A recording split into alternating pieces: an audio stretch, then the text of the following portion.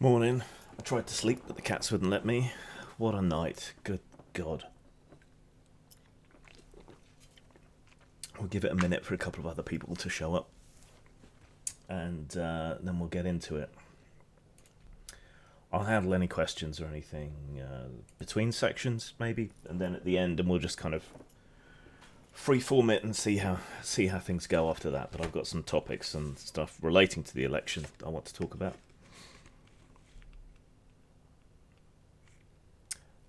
Adam says, well, that was not the ideal result. No, it wasn't. Also, why does this channel never show up in my YouTube despite my being subscribed to it, the full bell, etc.? I have no idea. And this is a separate channel. Remember, it's Grimstream rather than my main channel because having so many live streams on my main channel was killing it. So make sure you are subscribed to this one as well. And it would be lovely if people would retweet the stream before I start. I'm opening my beard advent calendar so that I have something nice today. It's the 13th, isn't it? Appropriately enough. Welcome to the first day of your future dystopia. So what have we got? Mahogany. Sorry for asking, but yeah, some people aren't. Doesn't smell of much of anything.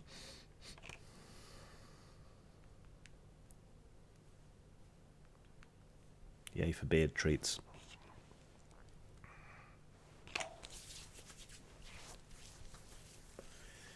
Yeah, we'll get started in a sec. It smells a bit more once it's on.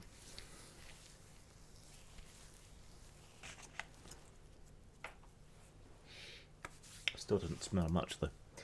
Kind of like an old lady's wardrobe, lavendery almost. Right. Well, I guess it's during the day on a work day, so we're not going to see a huge amount of people, but it should archive, so let's get into it. Skinner, yeah, he was a character. He had some very good comebacks, very witty, so it is a shame to see him go. But anyway, I'll get back to comments and stuff afterwards. So, personal note. Right, I am angry, and I have been lashing out, and this is uncharacteristic of me, but people seem to be reacting as though I've been screeching and reeing since God knows when. That's not the case, right?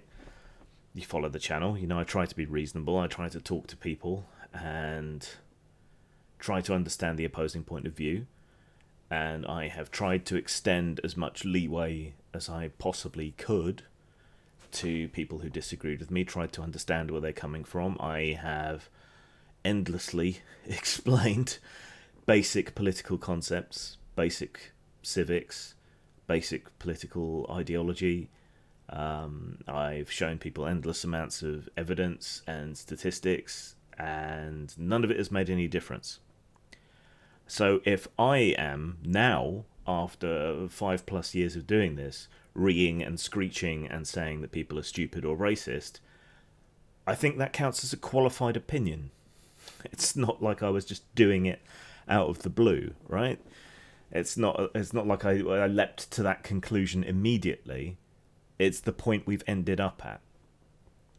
And I do think you really have to be either stupid or bigoted at this point to A, still back Brexit, and to B, certainly back the Tories. And yet, here we are. I was hoping that the British sense of fair play would recoil in disgust from a lot of things that the Tories have been proposing or doing, the way that they conducted the whole thing, the whole election, but no, people fell for it. It's not quite as bleak as I thought, but it is still pretty bleak. But yeah,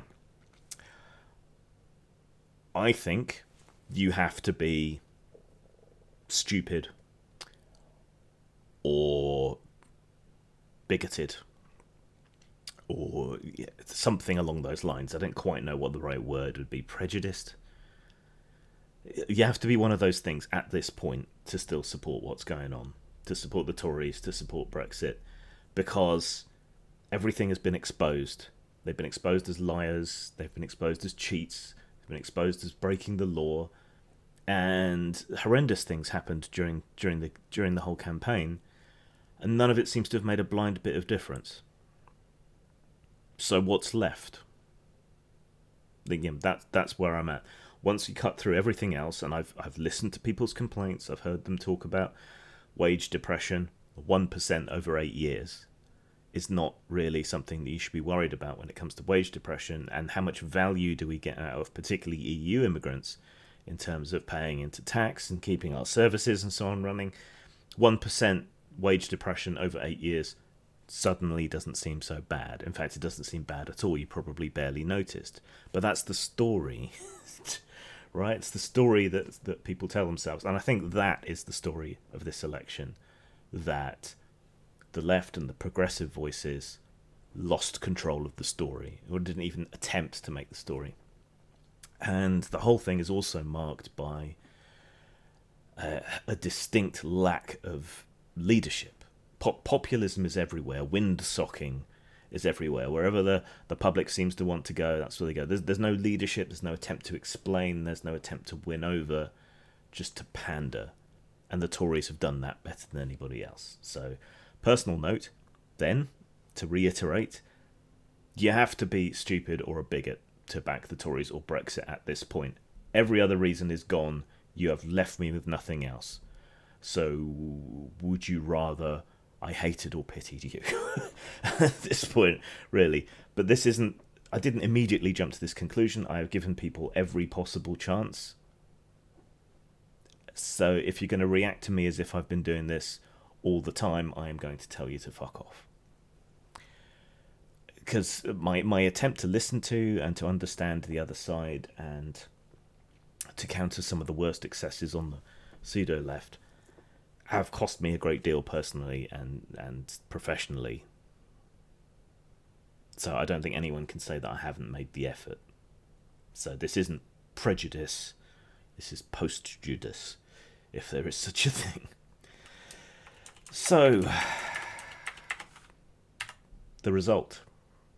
The Tories are in with a thumping majority, despite running a campaign that mostly seemed to consist of running away and refusing to talk about anything and just repeating a slogan over and over again and cheating and lying and everything else.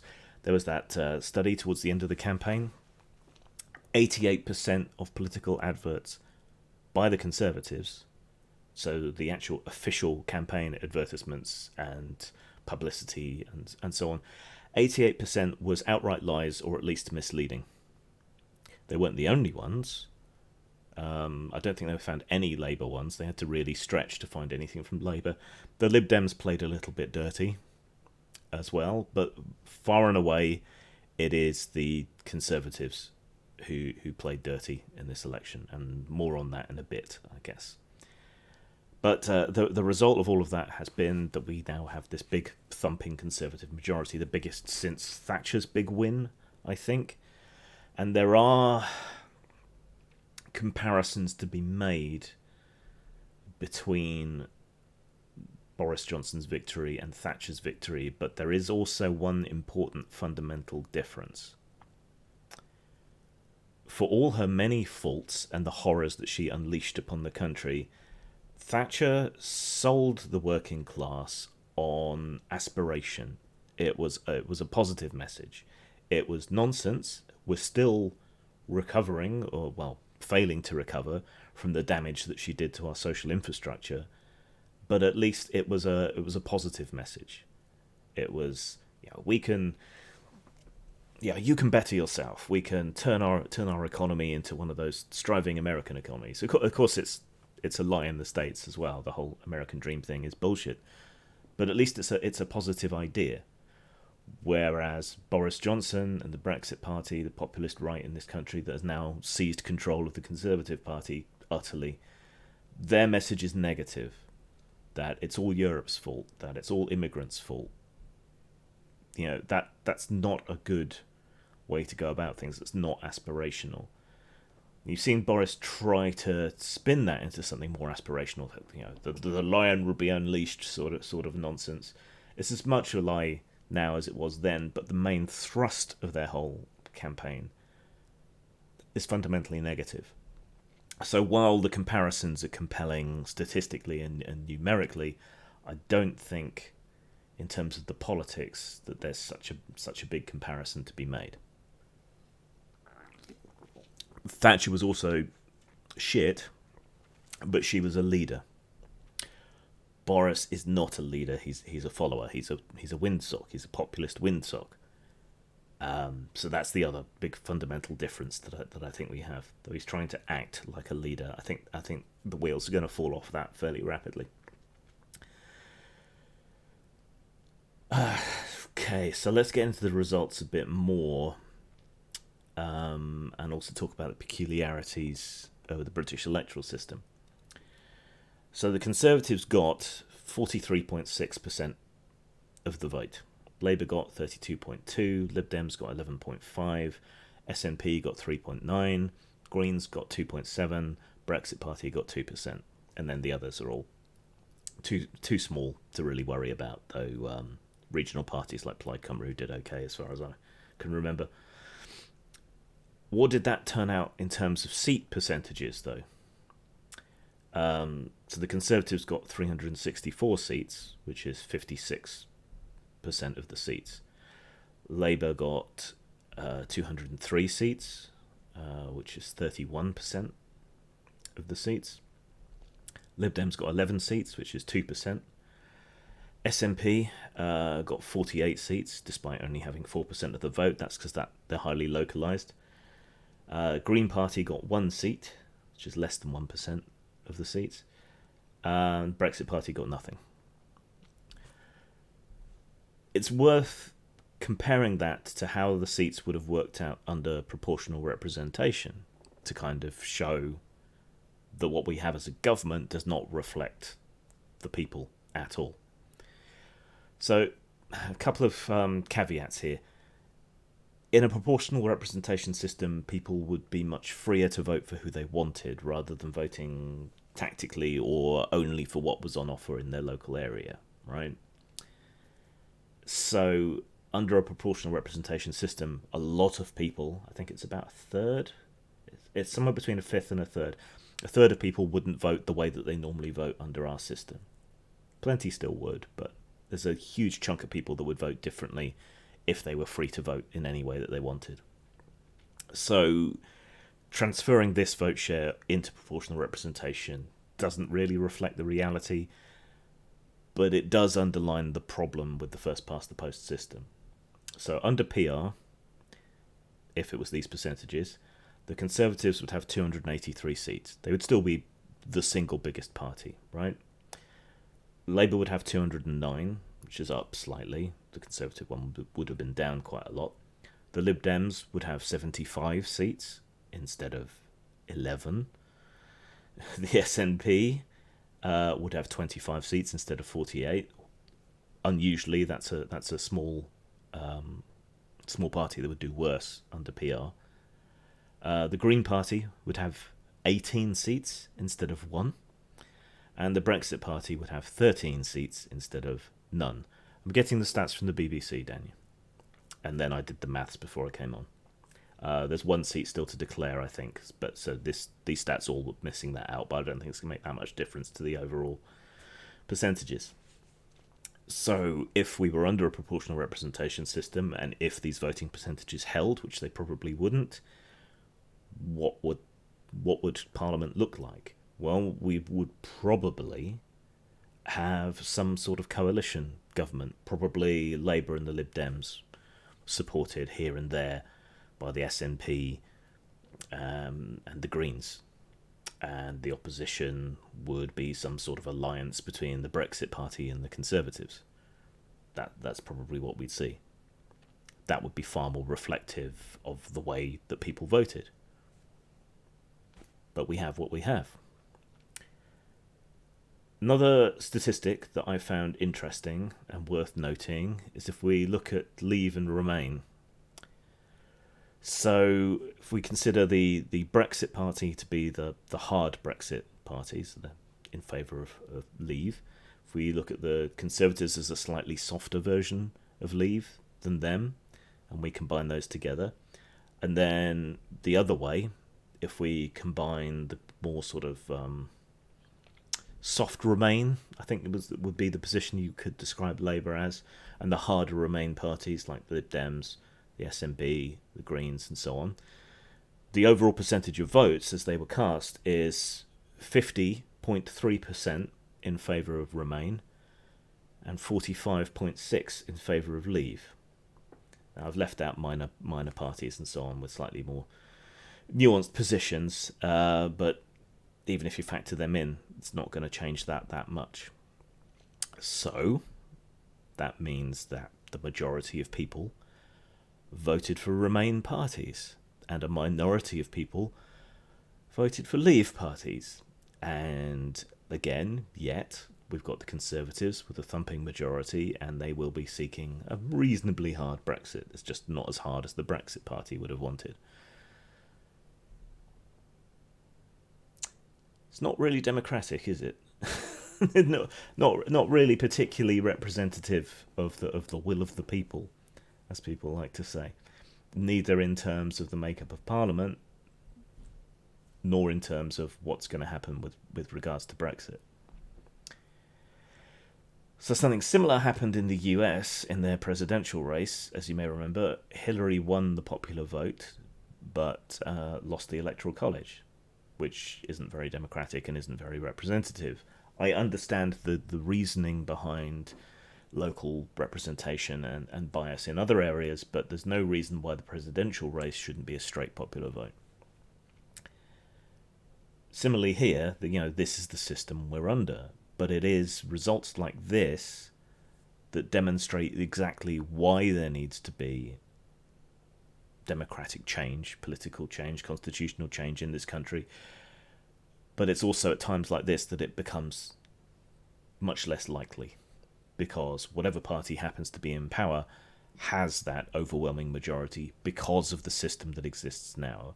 And the Conservatives going into this election, while they have talked about constitutional reform, they're the only ones that flat out said we're going to keep first past the post no matter what. So the chances of any decent electoral reform are very, very slim. Now, going into this election, I predicted we'd end up roughly where we are now. But as I always say to people, you can't predict anything at the moment. And if anyone tells you they can, they're trying to sell you something. So I always undermine myself and give myself that way out. But overall, I wasn't that far off in terms of vote percentages. Anyway, in 2017, the Conservatives got 42.4% of the vote, and they've only gone up to 43.6%. But look how much of a difference that tiny percentage has made. It all depends how it's spread out around the country. Labour's has gone down a lot, 7.9%. That's a big loss. And I think a lot of that went to the Liberal Democrats, who increased their vote share despite their poor showing, and the SNP, who increased their vote share despite their poor showing, and the Greens, who have added over half again to their vote share, which isn't that surprising, as green issues have really gone up the agenda. But of course, it's not. None of that is reflected in Parliament. UKIP, back in 2017, before the Brexit Party existed, they polled about 1.8%, and the Brexit Party polled 2%. So it's the same party, same people. There's no real difference there. So things haven't changed that much since 2017 in terms of vote share, certainly, but they have in terms of the makeup of Parliament, and this is all because our system is shit. It is profoundly undemocratic, which is why I had so little sympathy for people trying to claim that the EU is undemocratic, when it's more democratic than our home system, and this just helps demonstrate why and how. There are a couple of really interesting results. Zach Goldsmith lost his seat by a huge margin. Jo Swinson lost her seat. I think she completely fumbled the campaign. She came across as arrogant and bullying, and completely misjudged.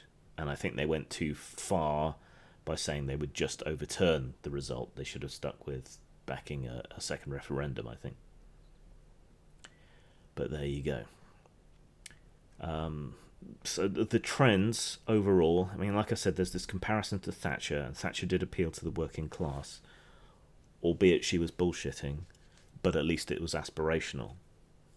This time, they've turned the working class for a variety of reasons, I think, but mostly negative.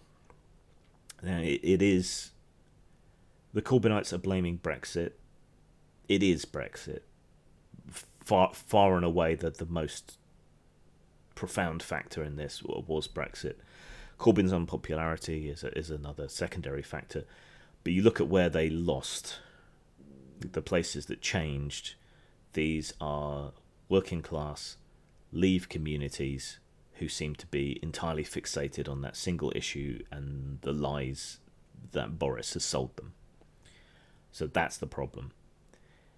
With a result like this, we're normally going to be looking at another 10, maybe even 15 years of Conservative government. I don't know. When the next election rolls around,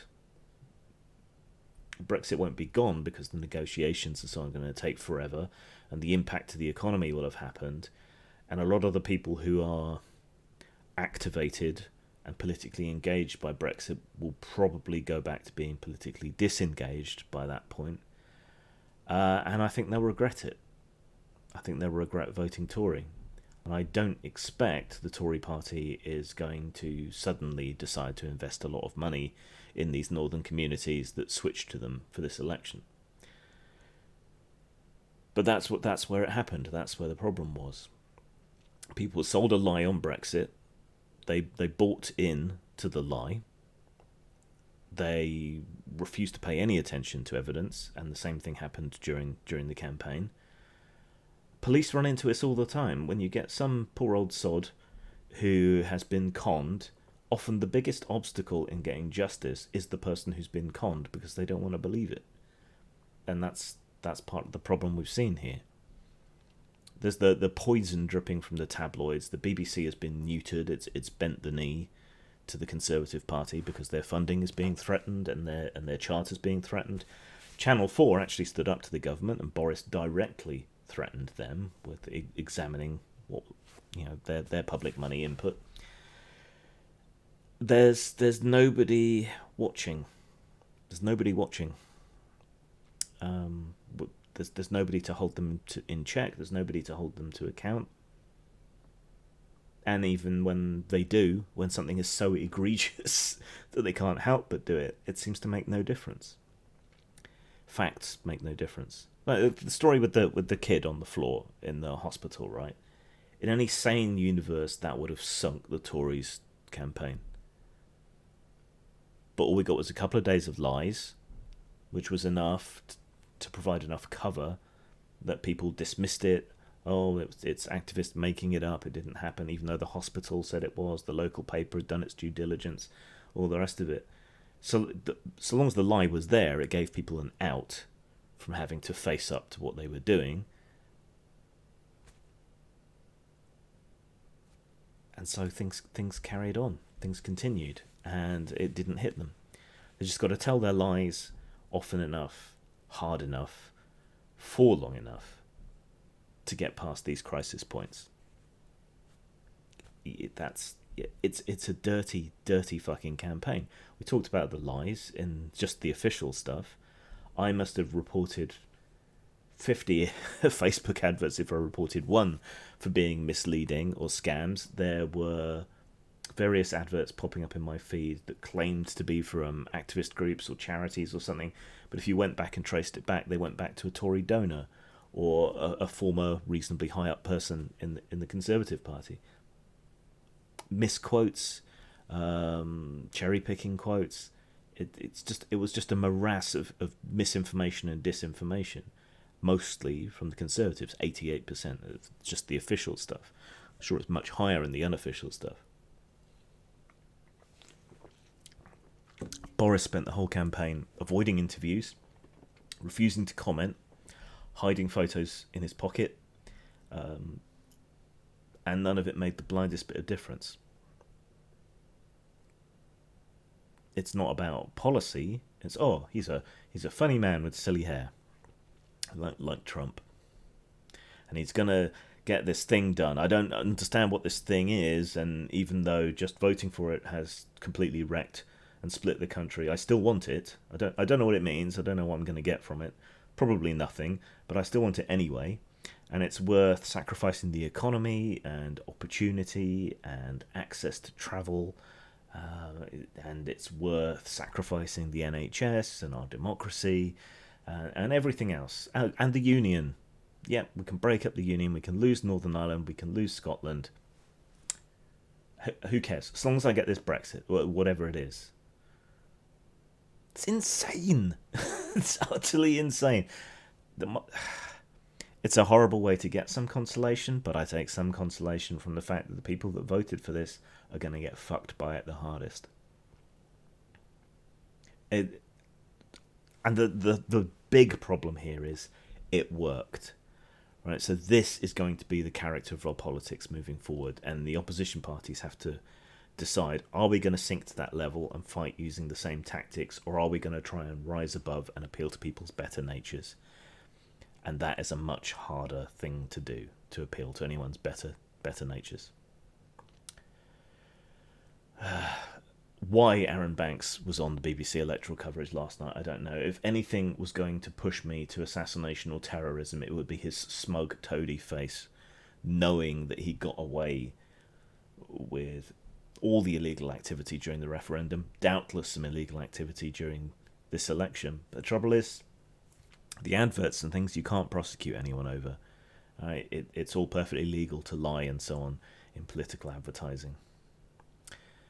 And I doubt that he or anyone else overspent on the actual campaign spending in local areas, which is where you might get a legal hook in him. See, because the referendum was advisory, there's no legal recourse.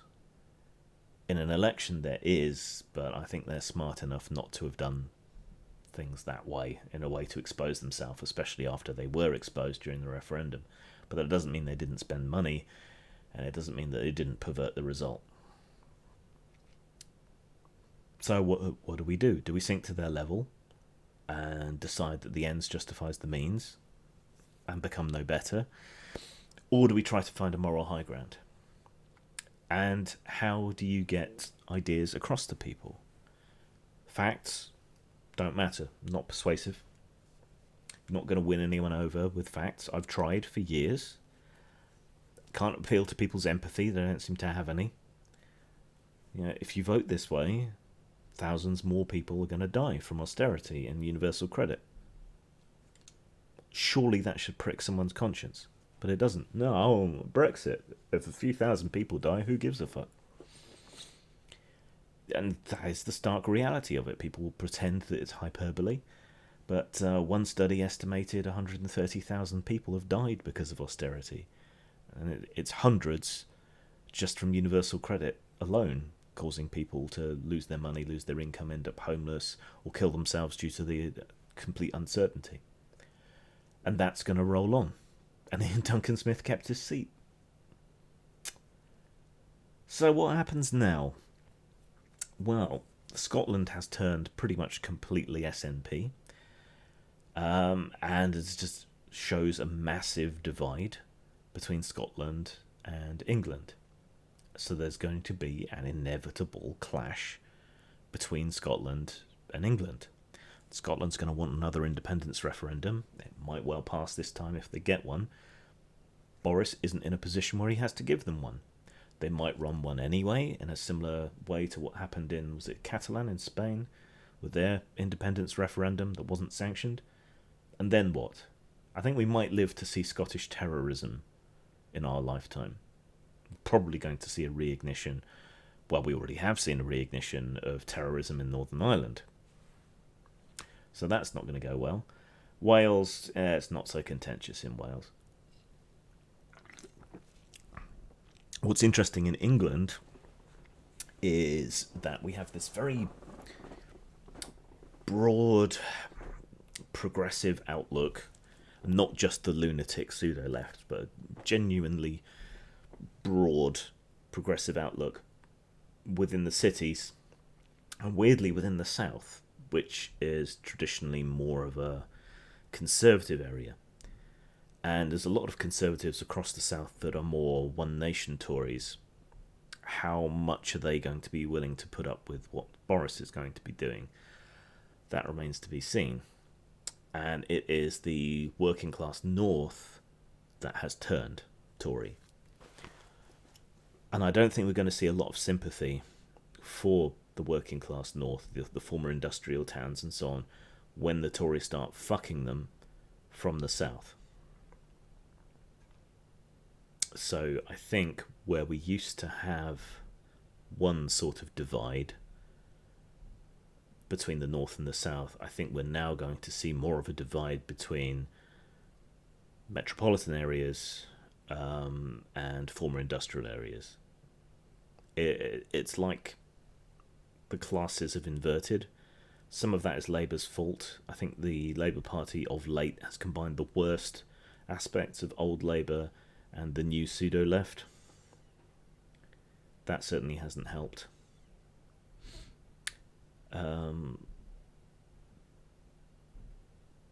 But it's not like they actually abandoned the working class. I mean, this Labour manifesto wasn't actually as radical as a lot of people have painted it. It's a lot of things people take for granted in various Scandinavian nations. It just seems radical in our context. Same as centrist policies seem radically left-wing in America. But those are all decent policies for the working class, but they've been sold on this idea that the problem isn't class warfare, but it's foreigners and the EU. And I don't know how you correct that. Like I said, the statistics don't work. Empathy doesn't work. Nothing seems to work. It's incredibly tribal. Nobody quite seems to know what it is. They're just that they want it, and they don't appreciate how much of a massive negative hit it's going to be to them. The threat of Corbyn, by comparison, isn't very much.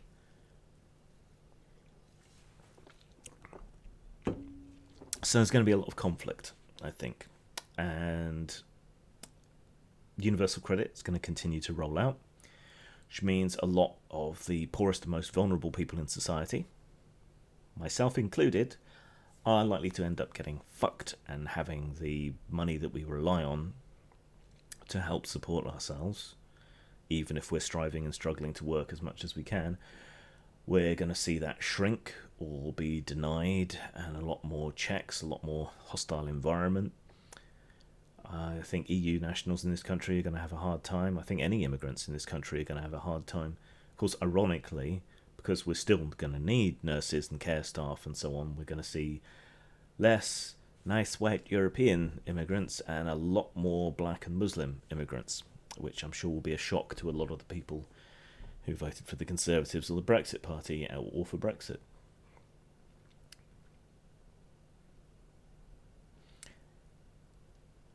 It's going to be a pretty hard and horrible time for a lot of people, and I think we're going to have to hang together, or we're all going to hang separately, as I think Benjamin Franklin put it.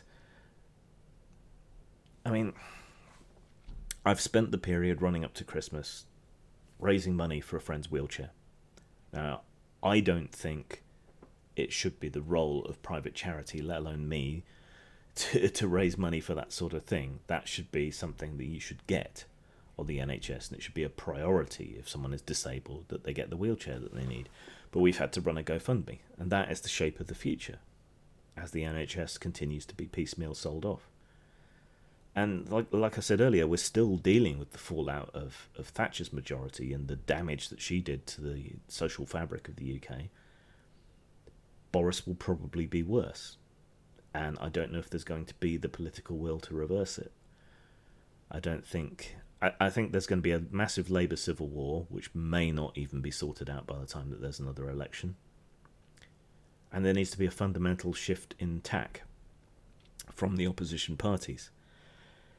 I haven't dug into the individual results yet, but it does look like if they had actually formed a pact, an opposition pact, they could have kept the Tories out of office.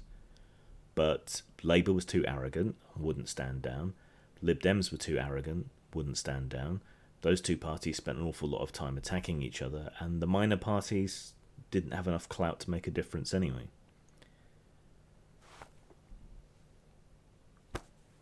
So it's a mess.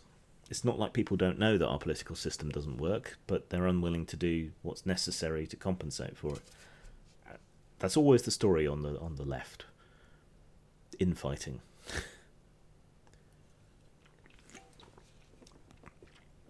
I think that's about it. If anyone has any questions or anything, or wants my opinion on anything, please do pipe up.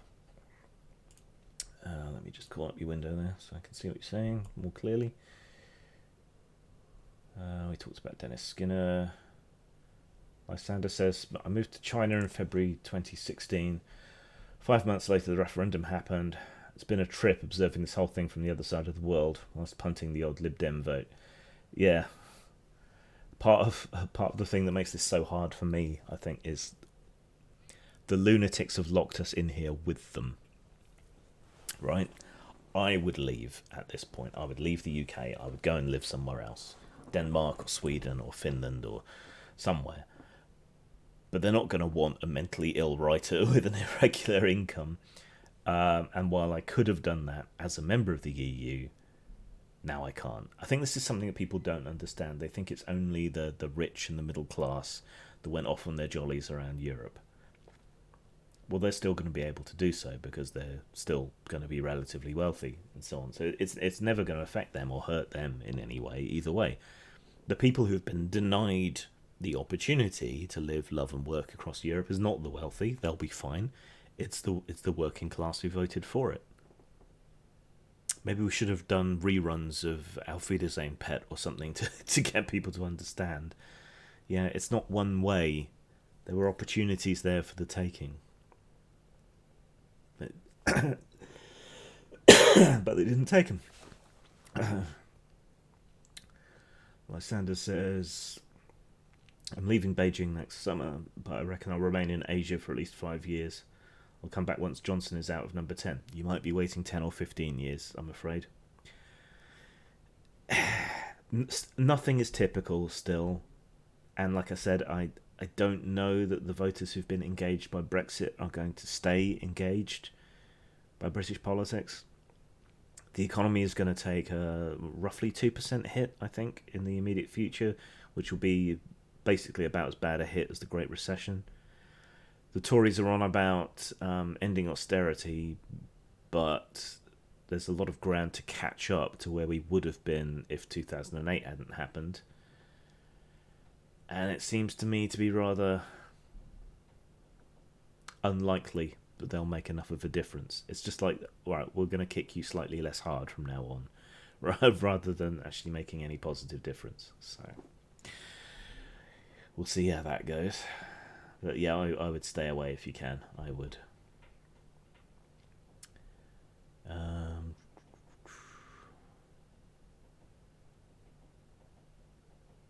Adam says, vote for me, I have a fanny. It seemed to be Joe Swinson's message. Yeah, that didn't go so well. Yeah, it's this abdication of responsibility to the working class and the middle class in the case of the Lib Dems, and this reliance on identity politics and so on. It's really, really fucked everything up. It's not the main driver, and they haven't fully bought into identity politics in the way that the US Democrats have, I think, or at least the grassroots activist movement's there, but it has had an effect. It's just not quite so bad.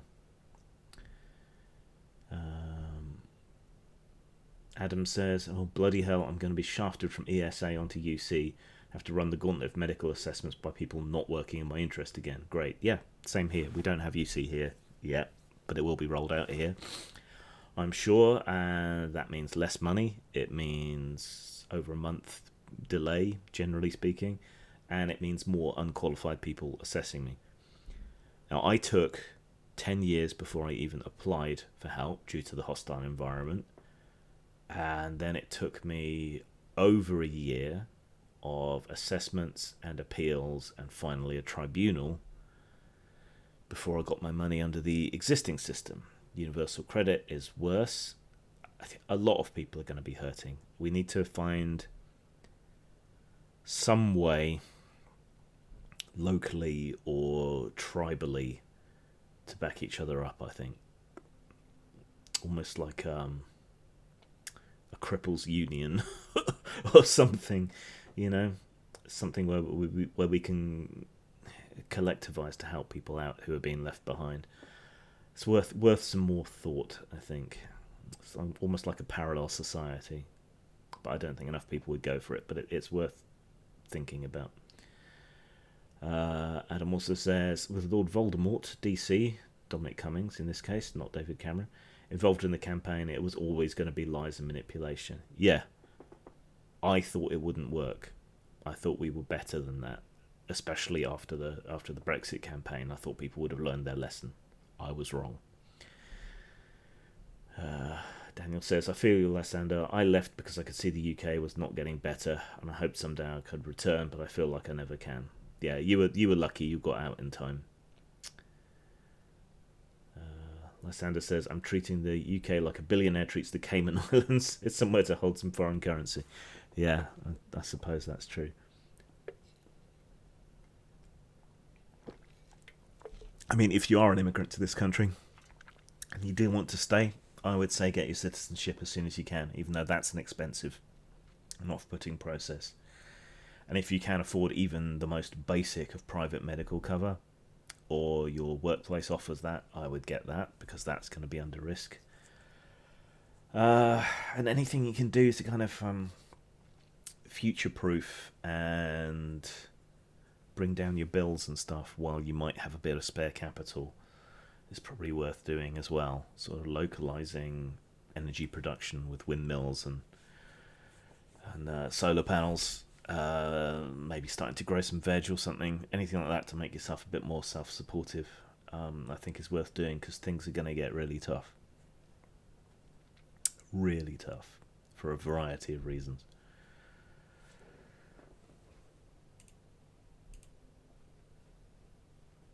Okay, well, if no one has anything else, I might try and go and get some more sleep if I can. Cats just wouldn't let me lay in this morning.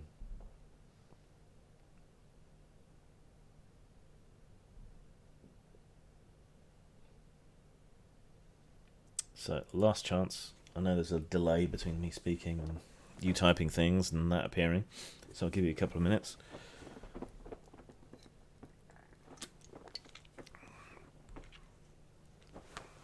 I think the biggest thing that worries me is that there are no grown-ups in the room anymore. BBC's abdicated its responsibility. Channel 4 will be brought to heel one way or the other. The newspapers are all partisan one way or the other. The internet is full of bullshit.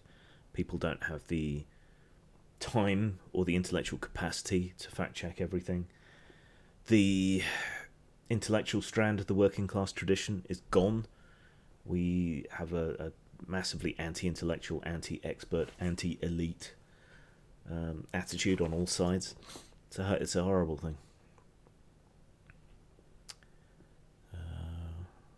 Adam says, I noticed in quite a few the Brexit vote was more than the difference between the Tories and Labour.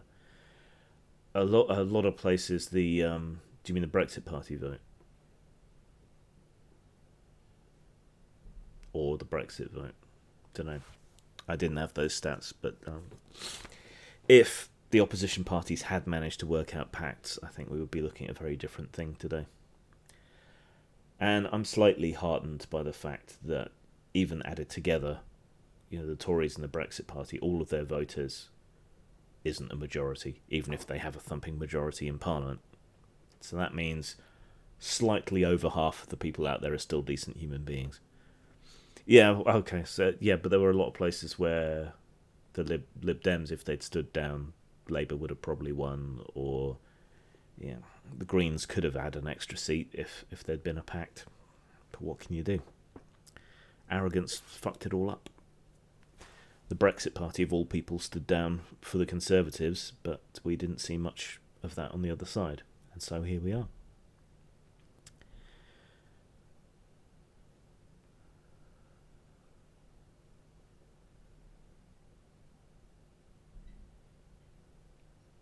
See, these votes shouldn't be on personality. I mean, in some ways, it can be an indicator. I mean, Johnson is a lying, duplicitous rat, and that reflects his party. Corbyn seemed to me to be a decent human being, but not a good leader. And there's so much tribalism in politics as well. It's always a relatively small number of swing voters that change things. Probably more so this time around. Than probably more swing voters, but still. I mean, you could put a blue rosette on a donkey here and it would win. Kit Malthouse is my local MP. Oh, he's awful. George Young was the one previously. He used to be Transport Secretary under a previous Tory government. He was all right. He was into his technology and wanted to try and get broadband rolled out. But, yeah.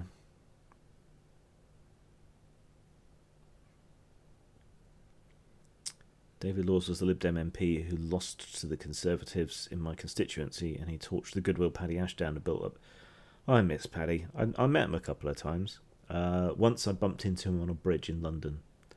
It was my fault, but he said sorry to me.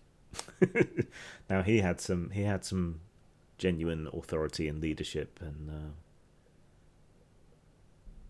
yeah, he's missed. Kennedy was pretty good. There's something about a drunk politician that seems to work. Quite liked Kennedy.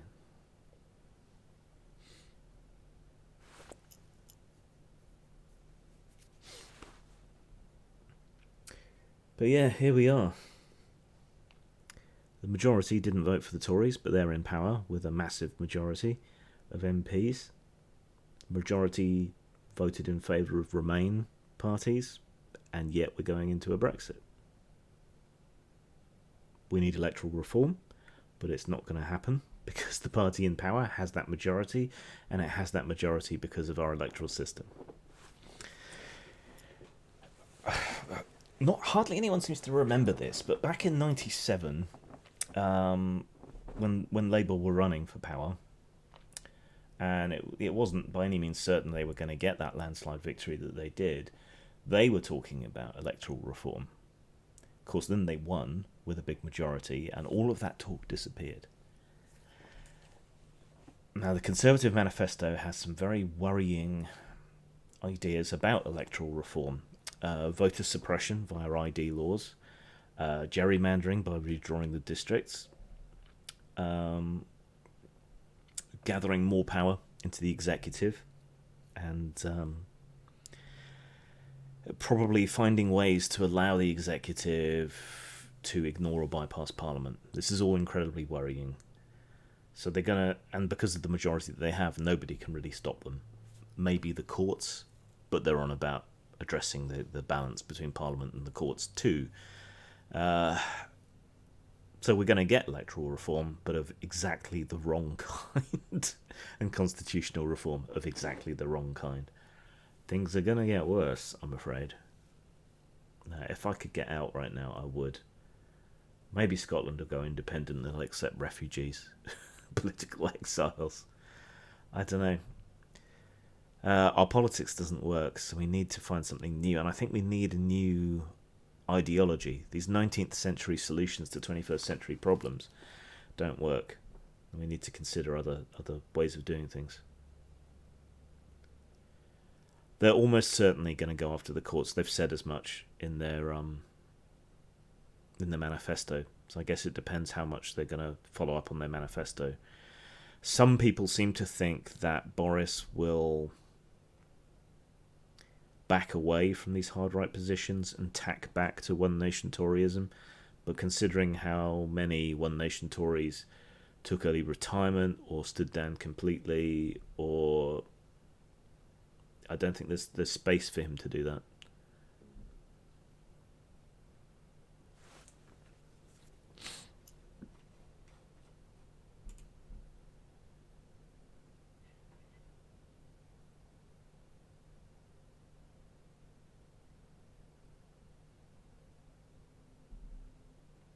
It's just it's hard to stomach that people are this easy to fool, that this many people will vote against their own interests. To leave your house and look around and think that half the people out there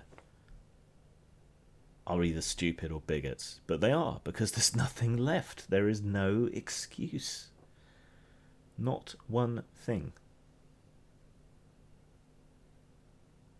Oh, the immigrants is taking my jobs. Nope, they're doing jobs that you won't do. Our immigration's depressing wages by 1% over 8 years, while shoring up all our public services. What about that? Stick that in your pipe and smoke it. Get Brexit done. Nope. That's going to take at least a decade of rather protracted negotiations, in which we're going to be in a thoroughly weakened position. Brexit is not going to be done by any stretch of the imagination. But socialism's bad. You don't know what socialism is, do you? Russia? No. It's never socialist. It was a failed Marxist revolt. But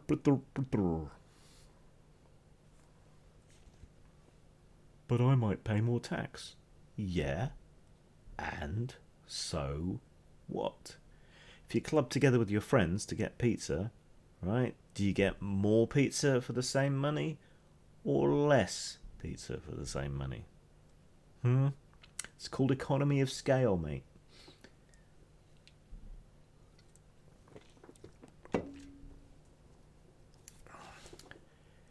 It's not that Greta's words are falling on deaf ears, it's that they're falling on ignorant and resistant ears. She's not a scientist, right? Fair enough, but she's just presenting what they say. But again, this is another one of these things, right? It doesn't matter what the facts are.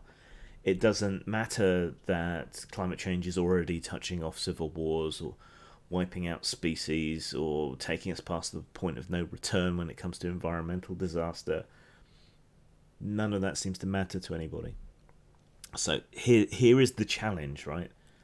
How do you sell the facts to people? It seems to be very easy to sell lies to people, but not very easy to sell facts to people. So how do you find a way to get that across? Now, Greta's actually been quite good for that. She's a good communicator. She's certainly garnered a lot of attention, but she's presenting facts and they're being ignored by people. So what's the way to get that across in a way that will actually appeal to people? That's the challenge. How do you get what is true and what is real and what is actual across to people in a way that they are willing to accept? Yeah, going back to what I said at the beginning, right? I've spent years now trying to be tolerant and not to just lash out and call people racist or thick or whatever else. I've listened to their arguments, I've countered them, I've explained God knows how many times what socialism actually is. Even though I'm an anarchist, so why I'm apologising for socialism, I don't particularly know, but I think truth and accuracy is important.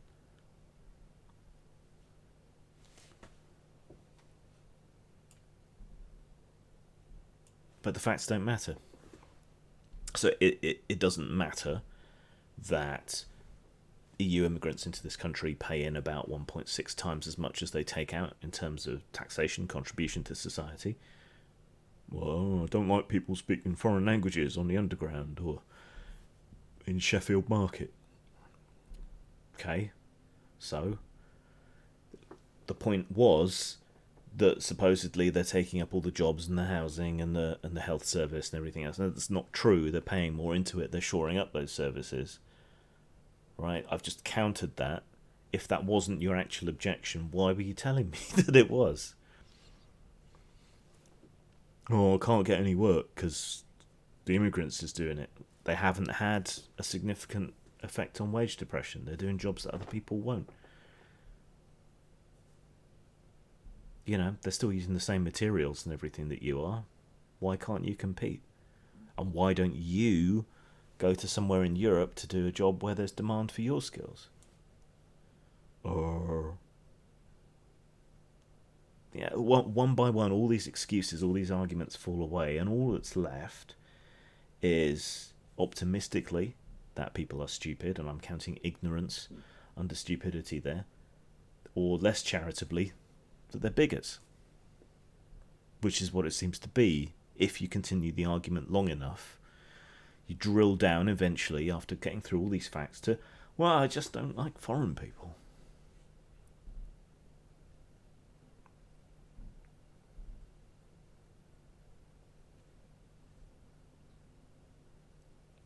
I'm sure your Chinese language skills will be in high demand.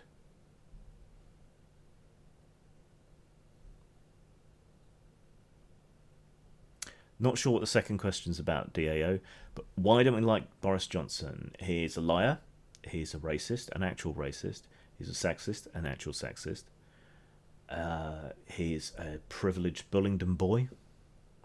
Their initiation is to burn a £50 note in front of a homeless person. He's a lying weasel who cares only for himself. And he's a member of the Conservative Party, which is organisationally sociopathic.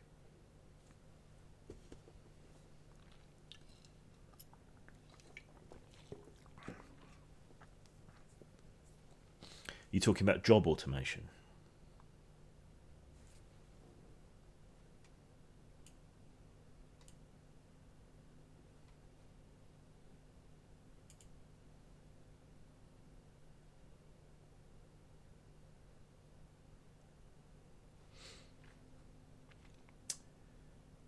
Crypto is almost entirely bullshit.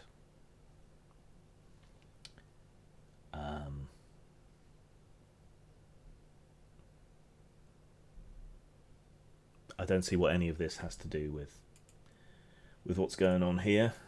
But crypto, it's a solution in search of a problem.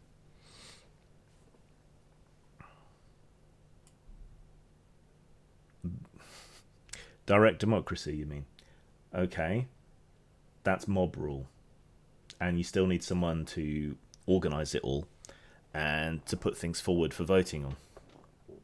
Also, it's not actually that secure. Like I say, it's a solution in search of a problem, and it hasn't yet found a problem that it's actually a solution for.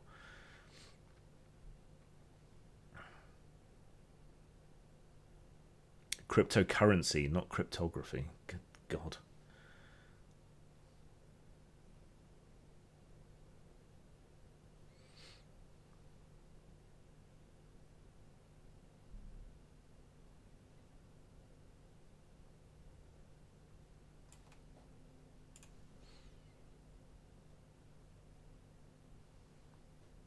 It doesn't particularly. The only advantage it has is it's relatively uncensorable, but it's a clumsy interface, doesn't make any money, can't trade the currency for real currency in any easy way, and that's the problem with crypto. It's unwieldy, and it can't be used by ordinary people, and until they get past that, it's just bullshit. I mean, ideally, I think mass voting is a way forward, but I think it would rely on qualified voting. So I think we need a kind of anarcho-technocracy. If you're worried that paper ballots are rigged, you should be terrified of electronic voting.